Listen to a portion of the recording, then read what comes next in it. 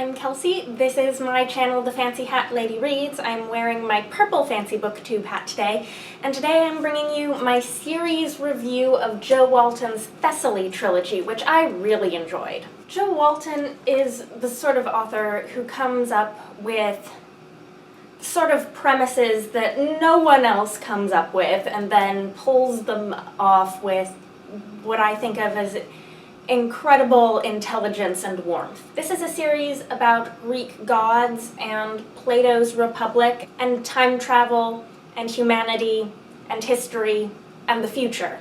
It's a series full of big ideas, but it's told through compelling and compassionate characters. It's a series with a lot of heavy-duty philosophy and a lot of obscure history, but Walton makes these topics accessible and compelling as fiction even if you don't have a background in these subjects.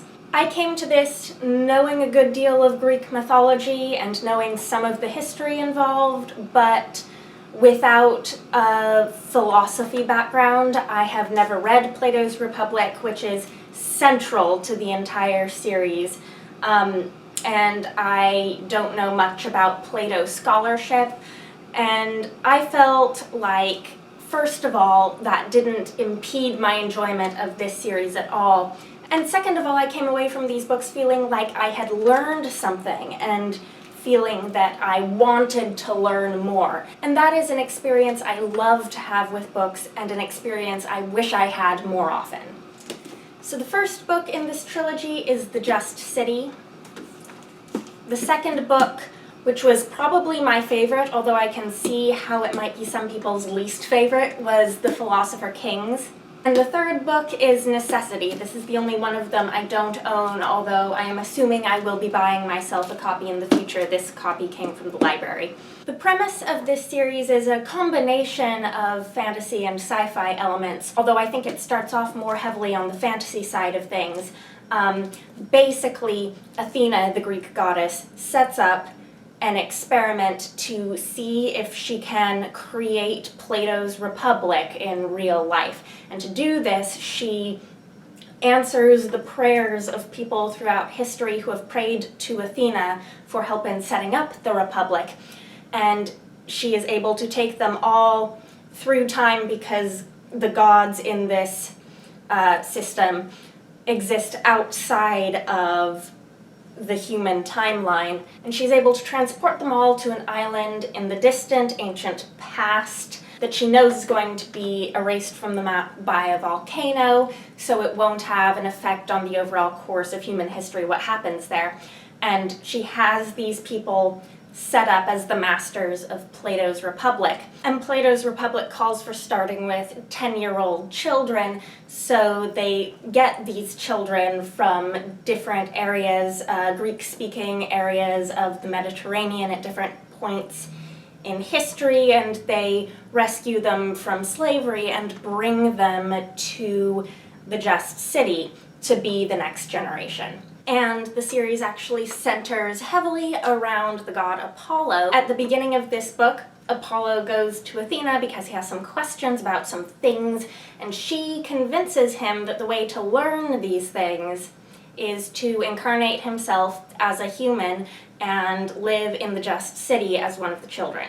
So the time travel in this is more fantasy-based than sci-fi-based because it relies on the idea of the gods that live outside of time. But it also opens the door for sci-fi elements because it means that the future is just as fair game as the past. And Athena decides to utilize futuristic technology to help get this project going, and the Just City includes robot workers from the future. This starts out as a somewhat minor element in this book, but it gains importance over the course of the series. Each book has multiple points of view. Apollo is the only character who has point of view chapters in all three books, and I would consider him to be the main narrative voice of the series. The second point of view in the first book is a girl named Samaya, who's another one of the children in the city. The third is a woman named Maya, whose name was originally Ethel. She comes from Victorian England. One of the things that bothered me a bit when I first read this book was the fact that Maya's storyline and her chapters are disjointed from the other two in an interesting way. Having finished this series, though, I think I see the point of that now. As one of the masters, as opposed to one of the children, her storyline has to do with the establishment of the city, and her chapters actually tend to jump backwards from the narrative of the other two in time. So she's there not because her plotline directly relates to the plotline of Apollo and Samaya, but because her perspective is vital for understanding the things that are happening in the city. As the series went on, I think I came to understand a little more that Jo Walton's narrative technique, as it were, has to do with characters and their experiences complementing each other thematically and being there for human perspective, instead of all of the point of view characters being there because they directly contribute to a main narrative arc. The thing that I came away from this book happiest about is the character of Socrates and his interaction with the robots. Socrates and robots. It's wonderful, trust me. Being the first book in the series, this is, of course, in some ways the most straightforward. It has a relatively easy to explain premise. Plato's Republic, will it work or will it fail? And in what ways will it fail? It's centered heavily around the idea that people and the human experience is more complicated than Plato would have expected, or that Plato wasn't intending that this would be something that could be practiced in real life because people are more complex than that. I felt like this book ended on a bit of a cliffhanger, and then I was surprised to learn that the next book, The Philosopher Kings, actually picks up not right after The Just City, but a generation after, and in fact each of the books takes place a full generation after the previous one. I'm going to be a little quicker with these second two because I want to avoid spoilers, but I found this book a little more sprawling and messy than the first one, but in a way that really appealed to me. Suffice it to say, Apollo has learned what he thinks he came here to learn by this point in the series, and then he discovers that there's a whole lot more to be learned from the experience of a human lifetime. I think of the three books, this was the least focused on a straightforward plot or premise, and most focused on character growth. I think this is the book that sort of lets the series breathe a bit, and sets up for the third book being really totally out there. But this book got me emotionally in a way that I can't quite explain or justify. As I said earlier, I think a lot of the reasons I liked this book the best of the three will be reasons that some people might like it the least of the three. I accept that, that's totally valid. But I absolutely adored this second book. And then the third book, let's just say the premise ramps it up a notch. This has a lot more sci-fi elements than the first two books. There are aliens, there are alien gods, there's a lot more time travel. It's all very thrilling. There's a character who's been part of the series from the first book onwards, who gets their own point of view chapters in this book that I was absolutely thrilled with.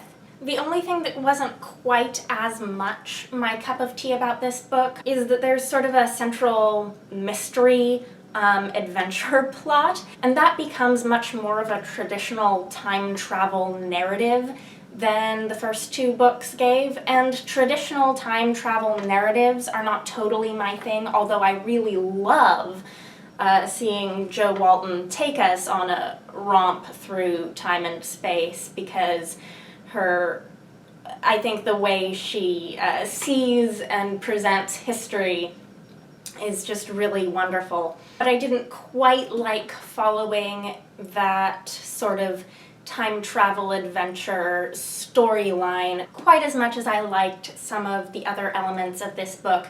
I really did love that one of the main point of view characters in this was a young man named Jason, who isn't actually central to that major storyline and is sort of an observer of all of it, even though he's really central to, I think, the emotional core of this story. It was this book that made me really sort of understand that strength in Jo Walton's writing, and I really loved the ending of this book. I thought it was a fabulous conclusion to the series, and it ended on a really satisfying note for me. On Goodreads, I think I gave The Just City and Necessity 4 stars, and I think I gave The Philosopher Kings 5 stars. This is definitely one of my favorite series I've read in a long time. It made me laugh a lot. It made me think. It made me feel things. It made me want to read a whole lot more of Jo Walton's work. I had read one of her books previously, and I have 2 more that I'm planning on reading. If you've read these books and want to talk to me about them, please leave a comment. If you have not read these books and have questions for me about them, please also leave a comment. I would be happy to answer your questions based on my personal opinion of these books. As always with my reviews, I hope this has been helpful in helping you decide whether or not this is a series that you want to pick up. That is why I do series reviews. I hope you all had a lovely weekend. I hope you all have a lovely week to come. And that is all. Bye for now.